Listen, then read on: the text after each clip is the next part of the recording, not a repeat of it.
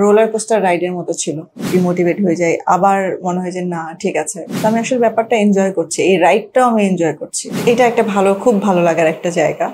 পাকিস্তানের রিলিজ হবে ইনশাআল্লাহ, এবং ইটালিতে সেটা হয়েছে, হলে টিকিট পাওয়া যাচ্ছে না।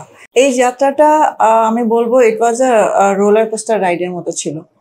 কারণ একটা সময় খুব উচ্ছ্বাসিত হয়ে কাজ করা শুরু করলাম, কাজে নামতে গিয়ে অনেক কিছু অনেক বাধা বিপত্তি থাকে, আবার একটু ডিমোটিভেট হয়ে যায়, আবার মনে হয় যে না ঠিক আছে।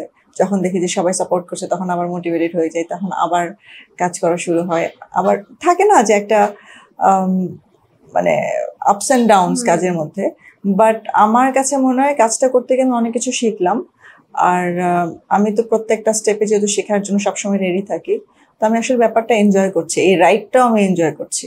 হ্যাঁ, ভালো তো লাগছেই, কারণ আমাদের আশার চাইতে অনেক বেশি আমরা রেসপন্স পাচ্ছি। এবং ইন্টারন্যাশনালি যেটা আমরা এখন দেখছি যে সমস্ত কান্ট্রিগুলোতে কখনো বাংলা সিনেমা রিলিজ হয়নি, সেসব কান্ট্রিগুলো এখন রিলিজ করার জন্য নিজেরাই যোগাযোগ করছে। সো এটা একটা খুব ভালো লাগার একটা জায়গা। আমি হয়তোবা রিসেন্টলি এমন দু একটা কান্ট্রি অ্যানাউন্স করব যারা আমাদের সিনেমাটা রিলিজ করছে, যারা কখনো ভাবেও নি বাংলাদেশের সিনেমা কখনো ওই সমস্ত কান্ট্রিতে দেখানো হবে।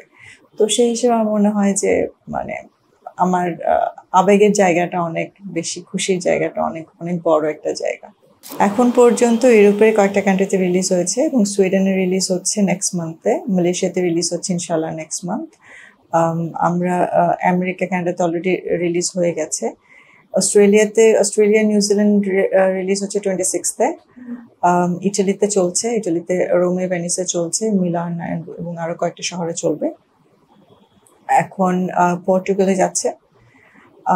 ডেনমার্কের সাথে কথা হচ্ছে, তারাও সিনেমাটা এখন রিলিজ করতে যাচ্ছে।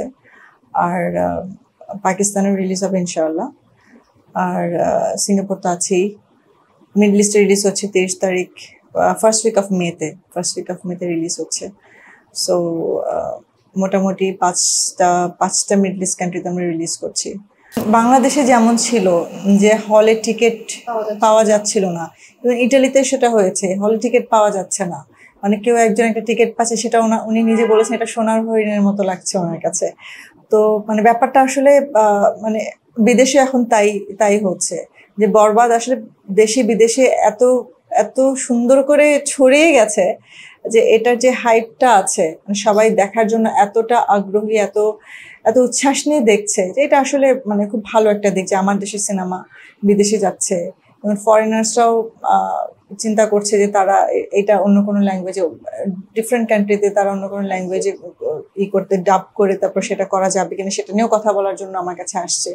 তো ভালো লাগে যখন আমি দেখি যে নিজের চলচ্চিত্রর উন্নয়ন এইভাবে হচ্ছে নিজের দেশে, তো তখন ভালো লাগে।